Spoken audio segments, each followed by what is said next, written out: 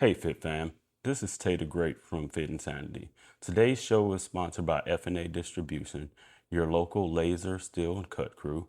Need custom brackets, plates, or gym signage? They'll cut it, label it, and have it ready to bolt on. Just visit fnadistribution.com and tell them Fit and Sanity sent you.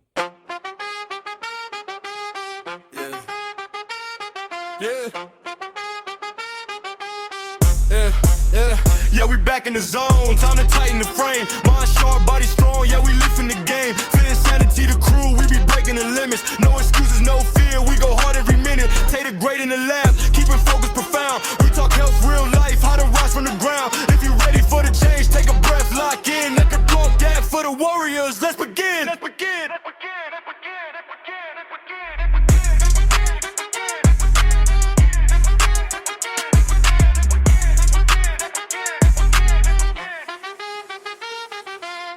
Back to another episode of the Fit and Sanity Podcast.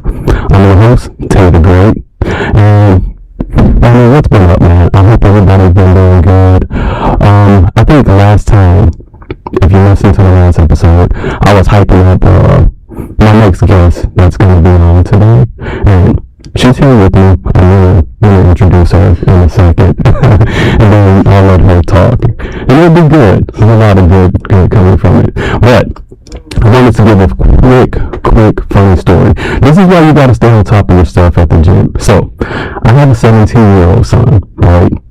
So, with my kid, I got him practicing football.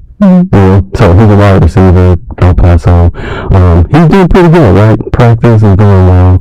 So, you know how boys do, man. We get all juiced up. We're out there running, and he's just like, I'm like, he said something about not being able to cover him. Like, I couldn't. And I'm like, come on, Aiden. Like, yeah, I was like, come on. And I'm like, man, I pay somebody to cheer you, so I shouldn't be able to, but pride, right? Right, we go, pride. So I'm like, line up, bro. 17-year-old kid, I'm like, line up. So he lines up, when he runs the route, I'm covering him. When he hits a little cut on the post, it's just up, out. He hit that cut, both of my emergency stops came on. Both legs, both hamstrings. I didn't know, but you know what? I was just like, you know what? I don't even feel like doing this with you right now. So I bet you know. No, I didn't feel like doing it. So I let him have it. I let him. Yeah. So, because I know you're older and stronger. And then he trains with me. So like I'm teaching him all these techniques. Surpassed him. Yeah. He'll be fine. He's doing good. If he listens, he'll be good.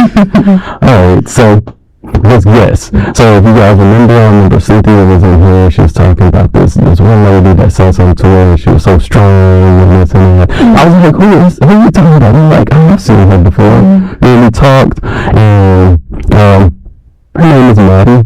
Maddie is a mother, a teacher, right, and a really good Christian lady. So Maddie, the floor is yours. I mean, what got you into fitness, man?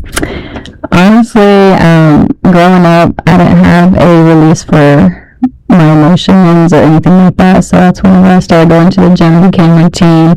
Granted, I didn't know what I was doing.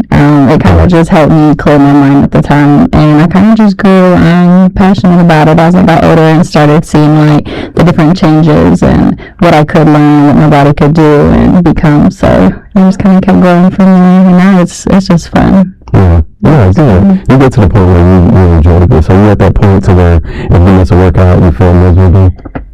No, I have been there, but I don't beat myself up on it. Also, I want to make sure my son doesn't ever take it to that extent either, where he's just beating himself up. It's good to have workouts, but you have to have those rest days too. Oh, I like that. So the importance of rest. You can't grow without rest. You can't lose weight without eating. You gotta eat good, because I've learned that too. I've worked out really hard. Food's been hard for me sometimes, and so I've learned I also gotta take care of my body in that way. Yeah, a lot of people, I feel like there's a misconception that the less you eat, the better you be. But I tell people all the time that you need carbs, you need protein, like you literally need it. And it's not even like, not back when I wasn't eating like that. It's not even me trying to like lose weight or change the number on the scale or anything like that. It was more so I just still have a big desire to eat sometimes, and so I wouldn't even think about it. I would forget. I would just do my protein shake. I would still be in my brain enough, but it's not doing enough with how hard I work out sometimes and the amount of times I go per week and even 2 days sometimes. And so yeah, I'm learning the good balance between it all. Well, it's good to know. You guys listen to Maddie. She looks like she works out now. If you see the video, she looks like Flex doing Maddie all the time. There you go. Alright, let's do a little game. Let's do a real quick icebreaker before we get more into your story, right? So get you more comfortable. Okay, so what would you prefer, morning workouts or night workouts? Absolutely. I like that 4:35 a.m. Because ain't nobody at the gym? I just love getting my day started early, and then after work or whenever I get done, it's like, oh, I've already been to the gym. I have a day still versus my afternoon, and it's like if I have a bad day at work or it might be a rough day, if I'm tired, that can give me an excuse to like not go. And I have time with my son, some quality time, so it just kind of depends on the day. That's smart, actually. I believe in that. If I had a job where I had to be there like 8, 9 a.m., I would 100% get up early. Like, I get up early now, but that's because of my job. Yeah, no, that's really good. Cardio or weights? Weights. Cardio, no, as usual. I'm trying. I'll read my book while I do stairs or the treadmill, but I'm not a cardio fan. Not yet. We're working on it. I'd say, hey, but the weights are working, right? Yeah. I know my answer. Pizza or tacos? Team of tacos, actually. I love tacos. Plus, okay, so also, we'll talk about it more later, but I am, type 1 diabetic, and I also have celiac. So, like, I have to eat gluten-free pizza, which, if you've ever had gluten-free pizza, you know it's not as good as regular. And so, it's like, there's not even really a point. Like, sometimes I will, like a quick, just because I need something quick, like I might have a frozen pizza or something, but it's not worth it. Tacos, nah, I can throw some tacos down. Tacos, it's always a win. You can't go wrong with tacos. What was your answer? Oh, tacos. That's what I said. It's always a win. I live in El Paso and New Mexico. Oh, okay. Pizza's overrated in my opinion. I think I know a great taco spot around these parts. But I like pizza too, but if you're going to ask me one food I can eat for the rest of my life, I can get down with tacos for it. Yeah, tacos, but tinga tacos, those specifically. Which one? They're called tinga tacos. What is tinga? It's a type of like shredded chicken, but there's something to it. It's just every time I see it on the menu, that's what I get. So I know that's what it's called. What it specifically is, I don't know, but it's good. So, yeah, you better have that. Except like I don't think I need rainbow tacos. That's tongue, calf's tongue. No, I didn't. I don't think I've tried that. I kind of hope I have. A lot. I'll tell you, I live in El Paso. Right there. No. Okay. Ooh. It exists. I bet. I personally, maybe coffee, maybe energy drink. But what would you think? Coffee or energy drink? What would you rather? Okay. Natural. I don't drink energy drinks. I don't drink coffee. I don't even drink tea. It's still good up there. That's God right there. Yeah. Because I'm doing it. I used to. I tell myself I only drink coffee when I'm having a really, really hard day. I gotta be really tired. Like, really tired. If not, then I try to go natural. As much as I can, because I always tell myself, like, when I do want that stuff, when I'm older, I want it to work flawlessly. You know what I mean? Yeah, no, I get that. There'll be time for it. Right now, ain't it? So. I love me some water. I just love water. You can't go wrong. Especially if it's quality, you know? Okay. Beach or mountains? That's a common question. And I don't really know. I would say mountains just because, like, I'm not going to get in the ocean. I'd be fine on the beach, but, like, I'm not going to get in. So, like, I kind of want to try the mountains. I haven't really been to the mountains. You haven't? I've been to, like, Denver and stuff like that, but, like, I didn't go in the mountains. Oh, okay. And I went for work, so I want to try it. Yeah. So I haven't been there, so I would say mountains right now. Mountains are nice. Yeah, I like mountains. I will say the beach because it's nice too. But I can swim like that, so it really doesn't matter if I get in the water, I want it to be a pool. Exactly. I know it's at the bottom. Yeah. You get sucked in by the tide, all that. Stone or whatever else is pretty Exactly. good. Okay. I know what you're going to say now, because I already asked the other question. I was going to say leg day or cardio, but... Yeah, legs. And I'll be honest, I prefer upper body than lower. Really? Yeah, I know. It's so good. I love me some upper body. Like, I do not hear that. I know. I used to skip leg day all the time, and I was like, all right, before I get in proportion, like I gotta get back on it. So yeah. So you used to skip leg day. I did. Yeah. See, that's what I said. That is uncommon. Very uncommon. Okay. So, all right, let's go back on your spotlight. So the real reason why you're here, you know what I mean? Like, I found you very interesting, and I was like, dude, I gotta have you on the podcast. Like, you're super fit. I have one client, Paula, with type 1 diabetes, and she was telling me it came in through COVID, and it was another thing after that. And, I mean, she works out so hard. I tell you, that lady goes, but 64, she goes hard. So I honestly be impressed. So, Maddie, who are you? Like, what are you? You know what I mean? Who are you? Who am I? Let's start from the top. What do you do? Where are you from? Like, what are you about? Like, what's well, I'll always start with I am a woman and child of God. That's really big for me. I'm consistently, walking by my faith and by sight per se. And I am a mom. My son is 5. Okay. He's my best friend. So he's really important to me. I do work at the high school. I work at a high school, and also at a daycare. Whatever I need to do to make ends meet, make sure that we're taken care of. Church is a big part of my life, and serving wherever I can in the community, really just loving on others and trying to live a good example of someone that really follows Christ and just loves people. I like that. No, I like that for you. Hey, let me ask you a question, because I grew up in church a little bit, and this is just random, right? Okay. What I find sometimes, because you know how you just said, you try to be someone that really actually follows Christ, but I've been in a situation to where you meet someone and they're Christian, but they're really nasty people. You know what I mean? It's like some people, it's like the meanest people in the world. It's like, dude, that's not what the Bible says. It happens. It makes me frustrated sometimes because it's usually the people that are in church or putting it in their bio or having the scriptures in their bio and stuff like that that are having the most hurt or resentment or anger and things within them, and that's either judging other people or just kind of using that label as something to advance them in some way. They like to. It's almost like it's a trend to be Christian nowadays, and it's, for me, it's like we need to really showcase who Jesus is through your action and through your words and things like that, or else you are going to turn people away. And so it is frustrating sometimes when people say they're a Christian or a woman or man of God, but their actions and their words are not matching. And so that's why I really take it personal, and I really work as hard as I can to be the best person I can to help the people that have that church hurt and those situations with people that that's really not it's not who I am, and that's not who God would want us to be. So I was trying my best to live by example for my son, but also for others. Right. And that was different when you said church hurt. I never thought about it like that, but that exists.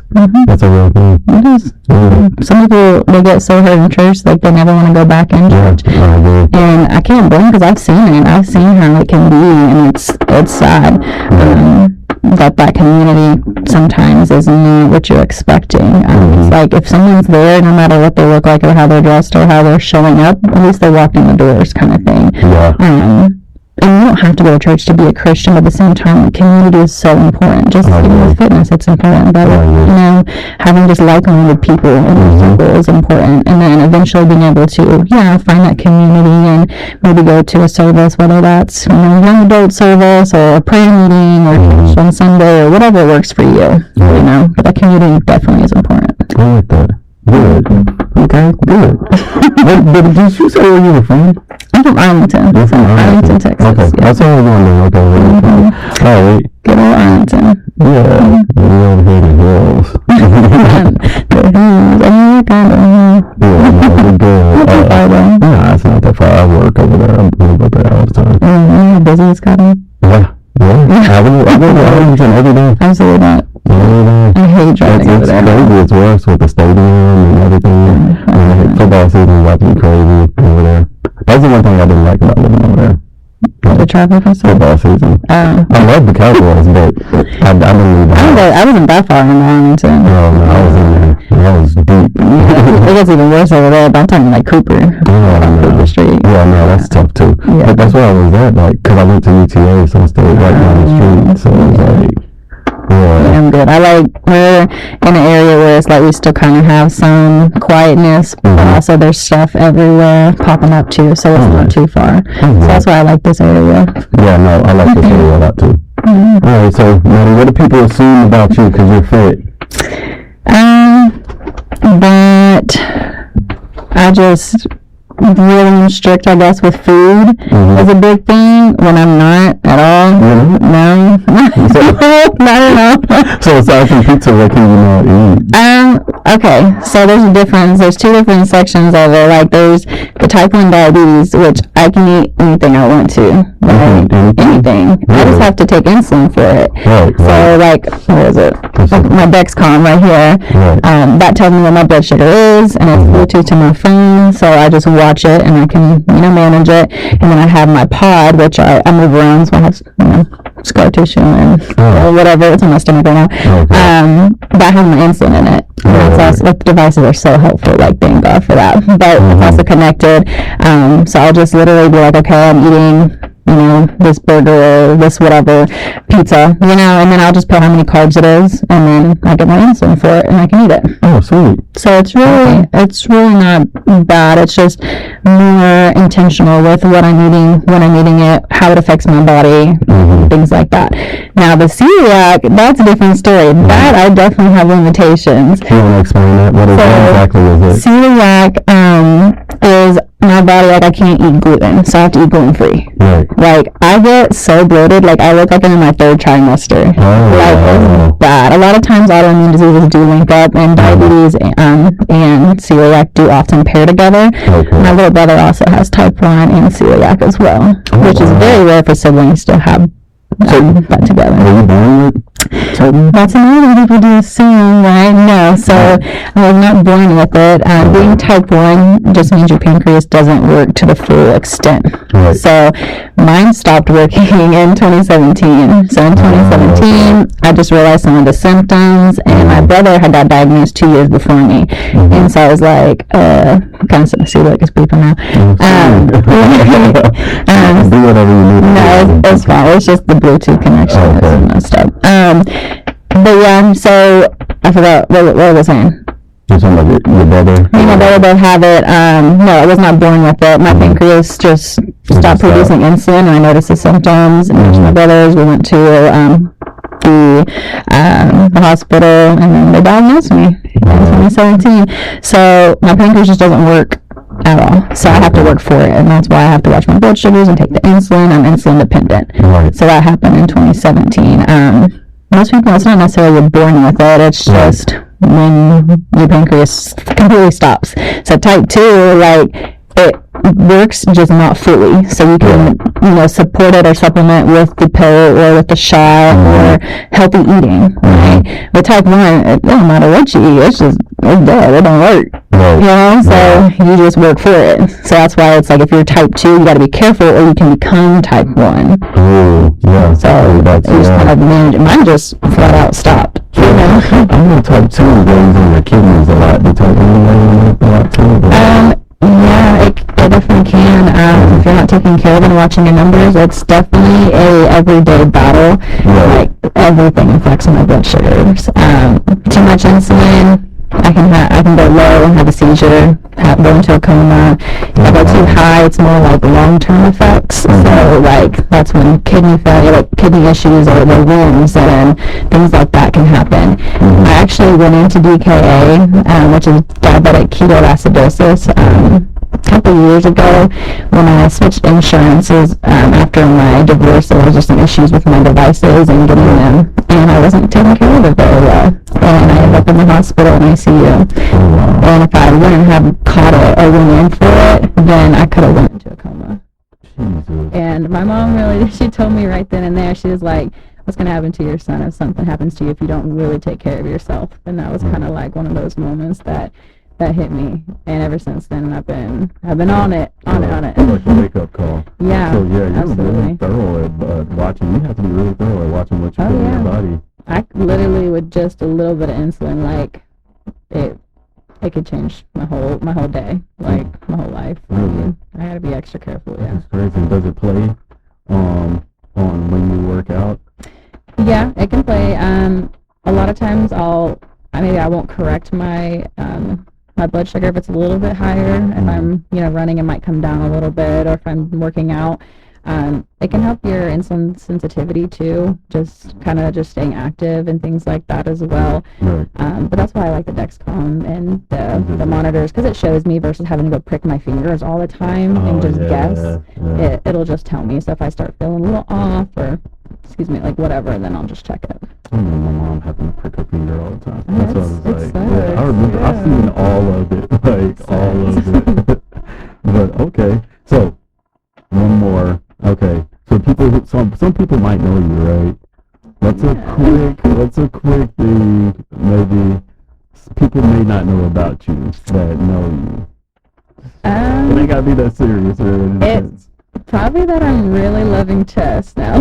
Yeah? Yeah. Ever since I really started learning it, I'm like, this is kind of fun. Yeah. And then I actually read quite a bit of obviously my Bible, but I've been doing at least one book a month. And so I've been really getting into it. So I would say reading and playing chess. Yeah. What's your favorite kind of book? I always read some kind of spiritual or leadership, self-development kind of books. I like that. Yeah. It's always something that can help me learn and grow and process different. Yeah, they're really good. I look at those too. Well, those are important. I think I said this on the last one. It's you have to sharpen your body like you sharpen your mind. Because for the longest, I used to be in the state police a while ago, and for the longest I would just work out and go to work. And I'm like, I got a good career. I don't need to do nothing else. But I think after a while, I was just just going home. I'm like, well, I feel like I'm getting dumber by the minute. Because I would just feel like I couldn't do certain stuff. And I'm like, bro, you exercise your body, so you're just going to be big and dumb. So I'm like, how about we just start going to the library? Yeah, and I started going to the library in New Mexico and just started reading books. And I'm just like, and it's just, you know what big I mean? and dumb.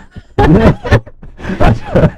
I mean, fair. It's a thing. It really is. I will say, I hate just wasting time. I hate feeling like I haven't been productive or I haven't got something done. And so that's why I love working out, because then that's my body's productive. I like the reading of my scripture, because that's spiritually filling me up. And then reading or playing chess, those kind of things, is something that just mentally is making me feel like I'm doing something, and I'm not just scrolling and just wasting the day away. Now, granted, I have some of those days, and I try not to beat myself up on it whenever I do, but I like being proactive and intentional with my time. I really do. No, I agree. It makes you feel like you got stuff done. You know, scrolling is cool. We all have those days where you're just going to do absolutely nothing. You need a rest, but I get it. I put timers on mine, because I was like, I'm not wasting time on these. Yeah, I have a 30-minute timer on social media. That's it. So even if I get stuck, I'm like, oh, timer's up. Oh. So got to get off. Next. Good. All right, so strength looks different. It's the name of this episode, right? So what's the hardest thing about having type 1? Probably what I touched on earlier, that literally my life's in my hands every day. That is tough. Literally. That's really responsible of you. Yeah, I have to. You have to be. Yeah, Very responsible person. Very, very, very much so. So choosing to take my insulin, choosing to actually like count carbs or just watch what my blood sugar is. I do have seizures if I go too low. And so it's really just being intentional with what I'm doing, how I'm doing it, and what I have with me, you know, staying prepared when I do go out, like I have little snacks in my bag and things like that. So I would say the biggest challenge is just being intentional with what I'm doing and, you know, kind of having to calculate and plan ahead with it for literally every situation. If I'm traveling, I have to pack extra in case, you know, it expires, or sometimes I just have errors, and those are so frustrating because I leave the house and I got a new one, should have a couple days, because I changed my Dexcom every 10 days, but they just made a new one, actually, that's 15. And my pod is up to 3 days, but my insulin never lasts that long, so maybe every day and a half, 2 days, I'll change it. So I could put it on, walk out, and it's like, error, change now, and it's like, I don't have one on me, you know? So it's like, there's a lot of planning ahead and things like that I have to do. No, that's good. I mean, it's good to know. Like, that's crazy. Do you keep glucose tablets? No, I just keep snacks. No? Okay. I keep them. You do? Yeah. They're not that good. Well, I don't do it for that. It's for my clients. You know, I keep... As a diabetic, though, it's like if I could eat something and I don't have to take a shot for it or take insulin, we call it free food. Yeah. So it's like, okay, if I'm low, like, I can go eat me a fruit snack and I don't got to take insulin for it. Or I can go eat me a granola bar real quick. I don't got to take insulin for it, you know? So it's like, that's like a free pass. So I'm low. Let me go have something good. You know? At least something you enjoy. Well, I had ice cream today at work. My blood sugar went low. I went and ate some ice cream, and I was like, I was shaking. I'm like, you know, eating. I was like, this is so good. I don't even have to take insulin for it. Good. Well, I'm happy. I'm happy for you with that. Thank you. And how does it change your mindset? It changes my mindset a lot because I don't complain about what I have to do or go through or have or can't have. My family has a lot of autoimmune diseases. My grandma actually passed from ALS, and you know, my mom suffers from severe RA and different things like that. And so I've seen firsthand how some of those things affect, you know, their lives and our family's lives. And you know, just going out in the world, you always see people that are dealing with stuff. You can't always see that I deal with what I deal with, but it's like it could always be worse, you know. At the same time, it's a blessing, because if I didn't have diabetes and celiac, like, I'd probably be big. Like, I probably would, if I'm being honest, because I'm a snacker, you know, but because I do have these restrictions, or I have to be intentional, I have to limit it, you know what I mean? And I'm closer with my brother for it, too, so. No, that's amazing. Yeah. I've always told myself, if I didn't love working out completely, like, engulfing it, I would be fat. Like, I'm telling you. Like, just because I do like to eat. But then I've trained myself so much to where, like, I was so under control, you know what I mean? But, yeah, no, I don't even eat sweets as much anymore. It's just crazy how you get so into it that... See, but I don't attach my food to fitness. Like, mine's separate. Like, no? No. I just be working out because I love it and it's fun. It makes me feel good. I'm taking care of my body. And then I just eat what I want to eat when I want to eat it. See, I like that. But you work out hard enough to compensate, right? Yeah, I'm you do enough. How many days a week do you go? For the ladies, like, ladies, you see her. How many days a week do you go? It depends if I have my son. If my son's not here, because at least right now, just depends on it's summer, so he's gone for the week. I went 7-8 days in a row last week. That's not good. I did cardio. I did abs. I just went. I showed up, right? But granted, on a normal week, I would say probably 4 to 5 times. Yeah, that's reasonable. Yeah. 4 times a week, 5 times. That's good. And she don't like to do cardio, y'all, so. I got stairs in my house. That counts, right? Just go up and down the stairs. No, just going up, you know, getting something, going down, you know, I don't know, when I have to go and go back up to go to bed, you know, that's a couple times. Yeah, no, I feel that. Yeah. That makes sense. All right, let's do a fitness tip, okay? So, we want to lift more than for appearance, right? A lot of times we can lift weights, but that don't necessarily mean you're healthy inside. So lift for more in appearance, and I think you're going to get more out of it in total. You have a fitness tip? Definitely just finding something you enjoy about it. I like about that. Working out, because you don't want to go just to change your body as your main concept, your main point to go, because you're always going to see something that you could improve right? You can always see something that you can do better at or anything like that. And so it's like if you're going and you can find something you enjoy, whether it's just getting into a routine or getting into, a class or something like that, it's a lot better than if you're going to try and fix something, because for one, it takes time. And so you don't want to just go and just beat yourself down every time because you're like, I'm not seeing the progress or things like that. You want to go because it's a routine and you can get something out of it more. I think it's more of a mental thing than a physical thing anyways. I like that.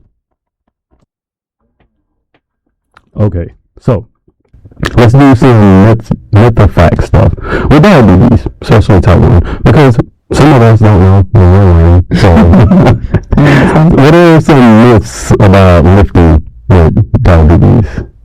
A myth for it? Yeah, because I would assume that, like, maybe you can't work out and you're not going to have any yeah, or that people think that I'm really fit and I can't have diabetes because I'm fit. You know what? I thought that. Yeah. When I said that, I remember you said the thing on the back of your arm, and I was just like, no way. It was like my client has one of those. She got it from COVID. I'm like, not her. I was like, she's fit. And I kept looking, I was like, nah, it's got to be something else. Nope, it's diabetes. That's crazy. Okay. So yeah, good one. What about sleep? Does your sleep get disturbed, or is there some kind of myth or anything about that? No, actually is a fact that my sleep does affect my blood sugars. Yeah, because I'm more sensitive to insulin, or I don't know why the word just left my brain. Your insulin sensitivity either can get worse or better, and as I've gotten older, like it's decreased. So like I need more insulin per carbs.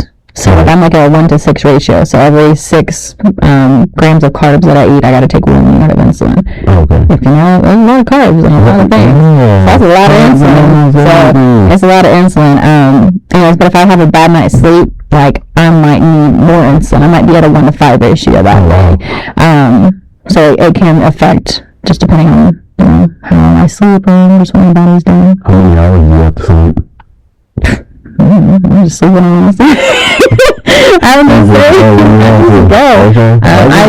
do try my best to get a good at least 7 hours. 7, That's 8, 9, 12. Yeah, I love 8. I try. We'll be on the phone doing this until 30-minute timer. I know, I need to start on the night. Let's go. What about stress? It also affects it. It very much so affects my blood sugar. And you can tell, like, the symptoms of your blood sugars, like, being high or low. Like, my low blood sugars, like, I get really shaky. I have trouble forming sentences. As it goes down lower, I sweat. Like, it gets bad. I'm, like, really bad. I can't really process things anymore, have conversations, and so when your blood sugar is low, I guess just as for anyone that wants to know, I do have to like eat carbs. If it's really low, I would drink something with carbs because my body doesn't have to process it, and so it will help me get back up faster. So drinking a juice or something like that. Like a soda or something like that. Soda, whatever's around, yeah. But if it's free, if I'm low, it's like, I can go eat some ice cream, then I'd rather do that than drink some juice, because then my blood sugar is going to go up and go right back down because it's juice, so it's going to go up and down, versus eating something will go up and it kind of can be substantial. So like crackers are a little bit better, glucose tablets, I'd rather eat a little better than ice cream, but I do what I want, Hey, you've been managing, you've been doing fine, so it's like, why change it? I actually got a little trophy from my endocrinologist, which is my diabetic doctor, because my A1C hit under 7 for the first time since I was diagnosed. Right. So there you go. it was really good. So, Yeah. So what you're doing is working, so don't change it. Be close tablets. I'll keep them around just in case. Like you're at the gym, it's like, just in case. I'll keep them. Just know I got them things on there. I got the glucose tablets. Oh, well, I'll come find you later. Alright, so parenthood. How do you feel like, I don't know. It's like you got life you're balancing. You got. I know with me, sometimes I eat what my kids eat. You know what I mean? Yeah. So how is that like balancing parenthood, the family life? I know you said you have a son, so how is it balancing that and still having to deal with the little nuances and then you still got to work out and work? So I guess are you meaning like balances as far as like family and fitness, or family, fitness, food? Just in general. Well, my son's picky, and I can't even be mad because I was picky, and I give my parents a hard time, so they tell me this is what I get. But he's eating a lot better. He kind of knows that I'll eat a burger, I just won't eat it with bread, which honestly it's better for you anyways, but, so I'll still eat stuff with him, or he'll eat gluten-free, or if we do spaghetti, or if we have, like, I've got Texas toast, Texas toast, it'll be so good, gluten-free Texas toast. He'll eat stuff like that, but if it's something like I don't want, or his snacks are expensive, gluten-free is expensive, so I'll still buy the regular for him. As far as balancing, like, fitness and family, especially being a single mom, like, I don't even think it's balancing it. I think it's blending it. I would say blending because I make it fun for both of us. And he's really into sports. He's very athletic. So if it's a day, it's like I want more time with him versus like putting him in the kids club or something. We'll go outside and we'll throw a football or whatever. We'll go run together. Jog and do whatever just to kind of make it fun. So we're doing it together. But he also is in wrestling. He's done football, baseball, all that kind of stuff.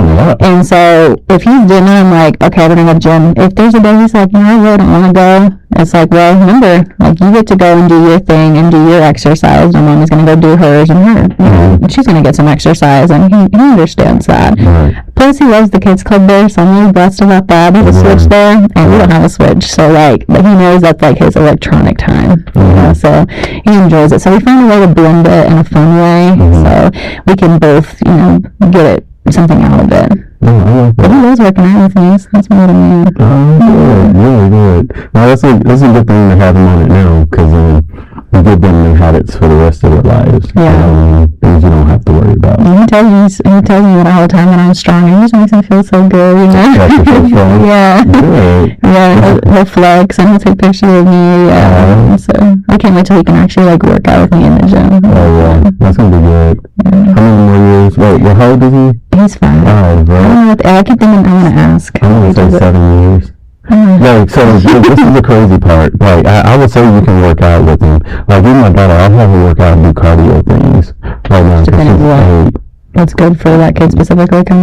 So I'll have her run, do cardio stuff, walk, actually, because trying to get her weight right, you know what I mean? So I think that's what, how you break up all that stuff, you know what I mean? So, the running, all of that, but, like, literally, my son is pretty, like, he's in decent shape, but I didn't start lifting weights with him until he's 12.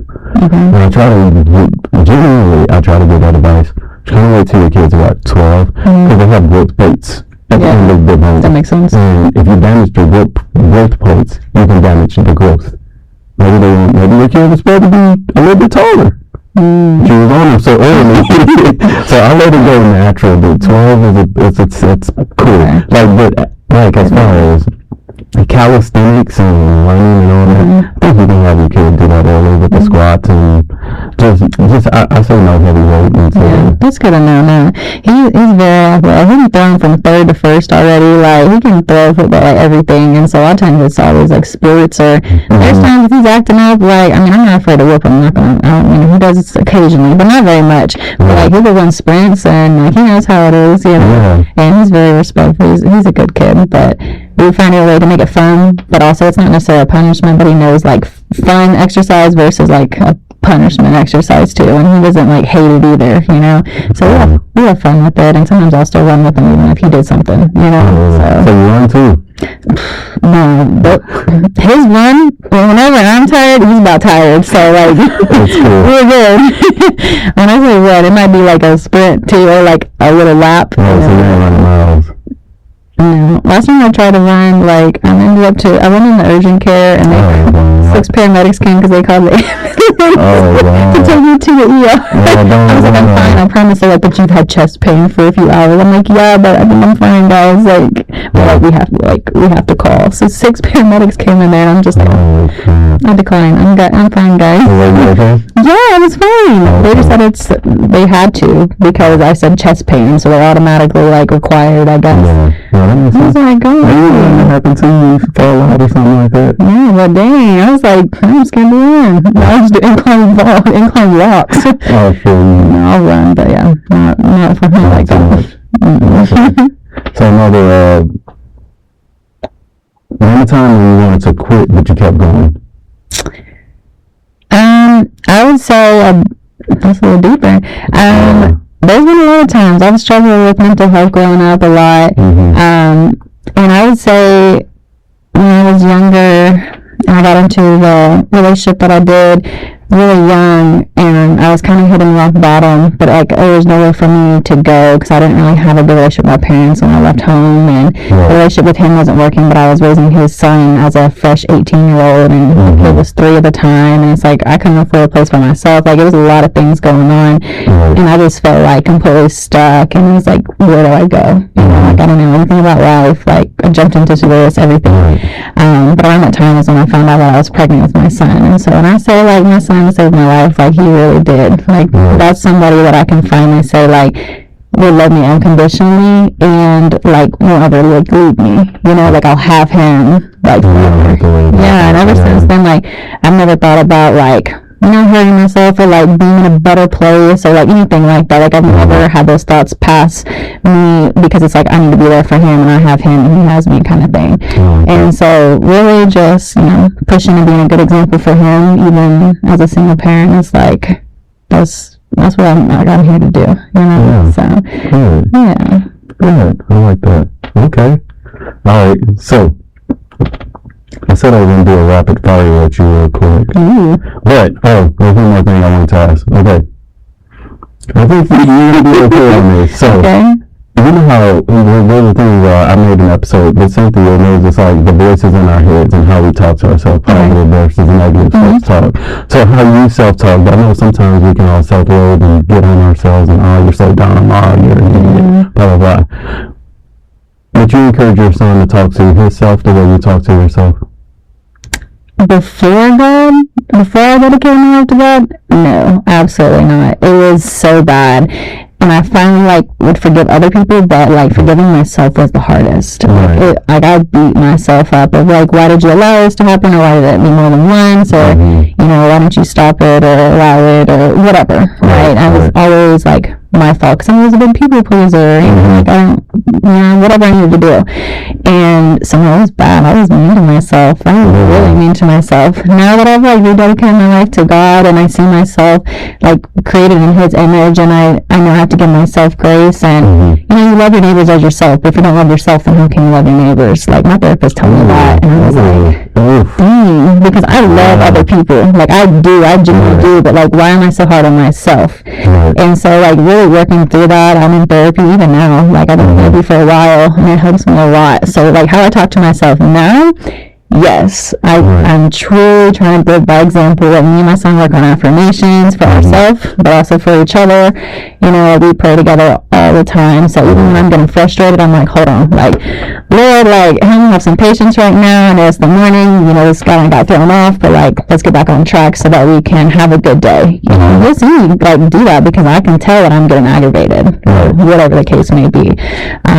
So I try to really show that it's okay to have feelings. It's okay to have rough times, rough days, rough thoughts, but talking it out, having that safe place is really good. Or having someone to talk to, even that's a therapist, and he knows I go to therapy, so I don't put that negative connotation on it. Yeah, so. Good. No, we definitely, I have a therapist myself. We advocate for that. Go to therapy, go sit on somebody's couch, people, please. Even virtually, just start off. Yeah, just go sit on somebody's couch. Or sit on your own couch and just go talk to somebody, please. It's the best thing I've ever done. I have 2 therapists. Actually, I have my Christian therapist that's virtual because she lives in Houston, and then I even go to a trauma therapist just to work on things. And it doesn't even have to be deep trauma. granted I have some deep trauma, but like, it doesn't have to be that deep. But you can just reprocess to help you process things better, so that I'm not putting my triggers or past trauma onto someone I might potentially meet in the future, and or something that's just bothering me so much that it's hard for me to process or have joy or peace whenever I think about that situation that happened or something like that. So I love it. I recommend it to everybody. Everybody. That's good. I like that. Everybody has something to work through. Okay. That's actually really good. Good. Okay. Rapid fire section, alright? Alright. You ready? Alright, what's your favorite cheat meal? Oh, goodness. Yeah, but you said you eat whatever you want, so do you have a cheat meal? No, because you're right, I cheat meal, but I do really love guacamole with Takis. Oh, that is so good. That is so good. My cousin does that. I know, and like the Takis, like it's just like a perfect combination. Like that's like my like guilty pleasure meal. So I guess that would, I mean, it's not really a meal, but it counts. I eat the bag usually, so like maybe I'll split it into two. Cut that part out. Okay, what's your favorite healthy snack? Maybe like my butt soup? No, I'm sorry. Probably just fruit veggies. I just kind of munch. I'm a snacky person, so I'll eat fruit or veggies. I don't know. I'm not the best eater, so don't take my advice and all that. I have to force myself to eat sometimes. At least you say it. It's okay. Nobody's perfect. Yeah. Alright, what's your favorite exercise? Favorite exercise? I love doing back and biceps, so let's see. I really like rows. Yeah, like rows or sitting rows? Probably sitting, just because then it doesn't mess up my lower back, because I do have like my SI joints lock up, and I fractured my tailbone as a kid. Actually, my brother did, so if he's watching this, he still feels bad about that. I'm sorry, it's okay, it's fine. So yes, sitting, seated row. Yeah, I feel that. Yeah, or like even mats, like anything upper body, like I love. Yeah. Okay, good. Okay. Vacation. If you could go on a vacation anywhere in the world, anywhere in the world, where would you go? I'm gonna go to Kenya. Kenya? Yeah. Kenya. I have a little girl I sponsor for a few years that lives there. She lives in Kenya, and it's like a goal, a dream of mine to visit her at some point. I sponsor through World Vision, and so I don't know, it's really cool to be able to, because we like have an app where like we can send like messages back and forth and stuff, and like writings or whatever, and I was like, that'd be so cool to go and visit, but also like meet her after several years. So that's sweet. Yeah. I had a client that just did that one time. And I got pictures. I'll show you it. But she went and she was sponsoring the girl, and she went over there and she bought a bunch of chickens, and they had a whole party with chicken, like real chicken too. Yeah, I want to visit, but also like I want to do something like missionary work too, if I could while I'm there. Yeah, that'd be dope. Okay. I know you know, because I asked you favorite music, but I'm going to go specific, because two ways. If you could just pick a song right now that you're like, oh, that's my favorite song. You said you know your playlist, so what would the song be? I don't really like artists and song titles though. Right. I listen to it. It's all stuff that worships God, Jesus. Like it's all uplifting. I have my slow music, more worship, gospel, and then I have my praise and worship, and then I even have Christian rap. So it's like, it just depends on where I'm at, what I'm doing, how I'm feeling. What you listen to when you're lifting? Well, more rap, more Christian rap, usually a little bit more upbeat. Okay. Yeah. I listened to your podcast the other day I was working on it, so. I was literally lifting. That's the first time I've ever done that. So I was lifting, and then y'all were talking, and I literally laughed out loud, and I was like, oh my gosh, forgot I'm in public. Yeah, that's dope. There's people that would come up to me before because I was dancing or something. I'm like, what you listening to? Because you're really raising your hands. I said, I'm worshiping. That's what I'm doing. What are you listening to? Yeah. No, I feel that. Okay. So I like that. And what are I was trying to say your favorite bad habit, but let's not make it a favorite bad habit. What is it? Because everybody has a habit where they're like, oh, I gotta stop doing that. If I buy Oreos, like, they're gone. They're gone. Like, I'll be like, okay, like, you know, one more, like, and it's like 2 more every time I come in the kitchen. Yeah. And so, like, in a day or 2, they're gone. That's why I don't buy them, because I'm intentional, and the self-control is not, like, if I buy it, then I won't have it, because I'm choosing to buy it. Right. So I'm being intentional about buying it, but then I can't be as my self-control is not near as good when it comes to Oreos. I love me some Oreos. Gluten-free, though. Yeah, gluten-free. They have gluten-free Oreos. They do. Oh, that's smart. Oreo, good job. Good job. No, because I don't want it. Shout out Oreo. Yeah, okay. I was going to say what's your favorite good habit, but who wants to talk about the good habits? I don't know. I'm really proud of myself that, like, I don't drink or smoke or energy drinks or anything like that. It's been over 2 years. Oh, nice. Good. Yeah, so I'm proud of those. That is something really proud of. It's rare. I don't judge people that do it. I just look at me. I love being sober-minded. Like, I absolutely love it. Oh, you've been there before. Now you're here, so you've already, you know what I mean? So that's good. Good. Congratulations on that. Matter of fact, 2 years. Congratulations. Thank you. All right. If somebody, this is from your perspective, Maddie. Okay. If you knew someone, and they just came up to you, they were talking, they're like, man, this life is so hard. I just feel like giving up. It could be the gym, because that's where we met, so the gym, or it could just be regular life. You know, a lot of things kind of are woven together, right?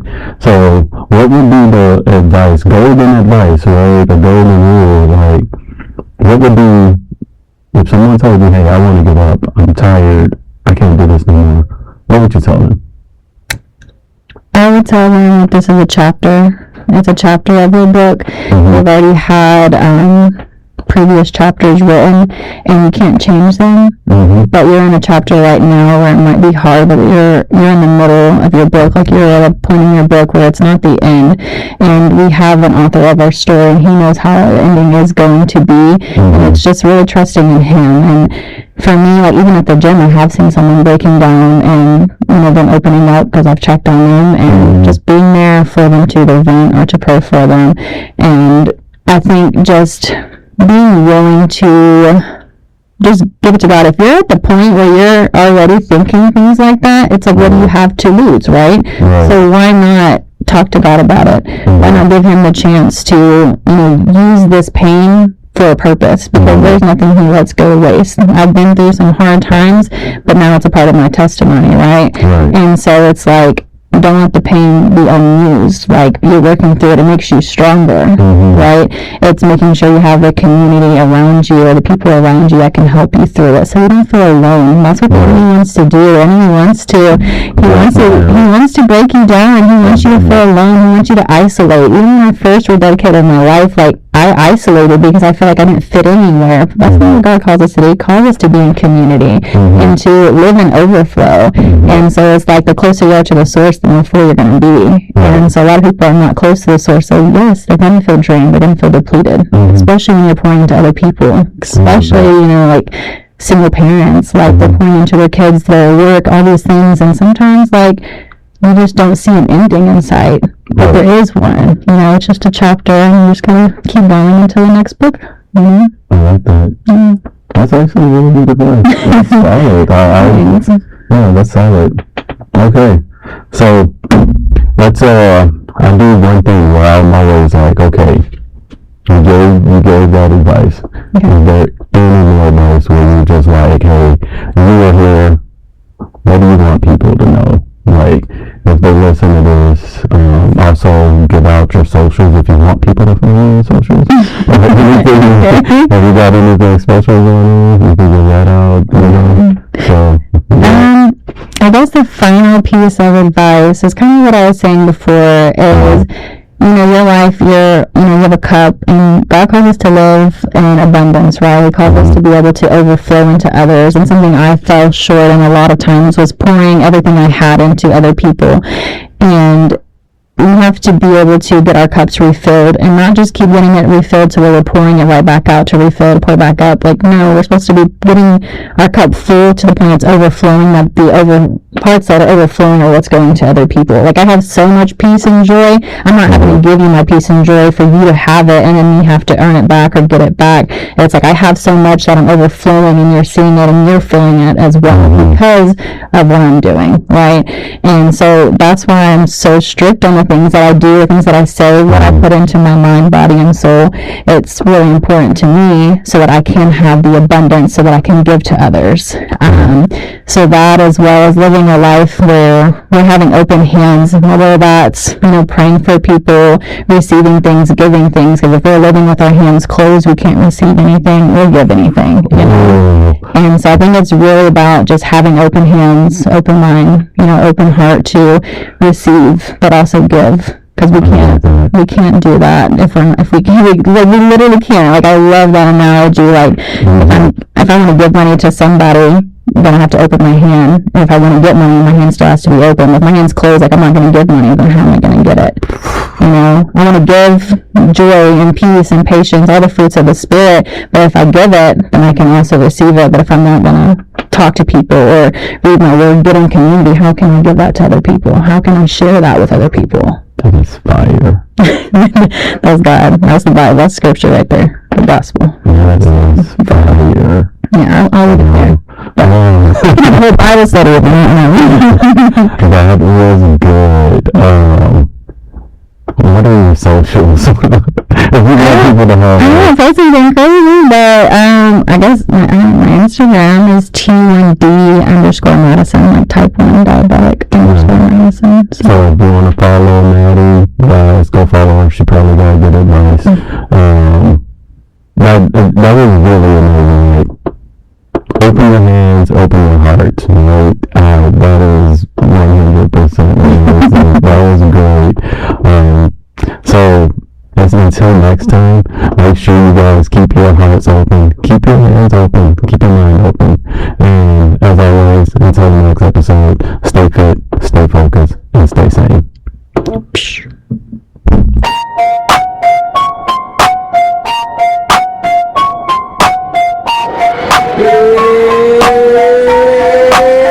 Yeah, we crushing today. Confident.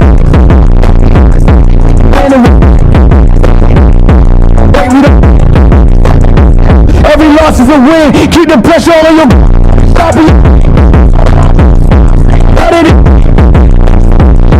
Fire. Family rock to be proud.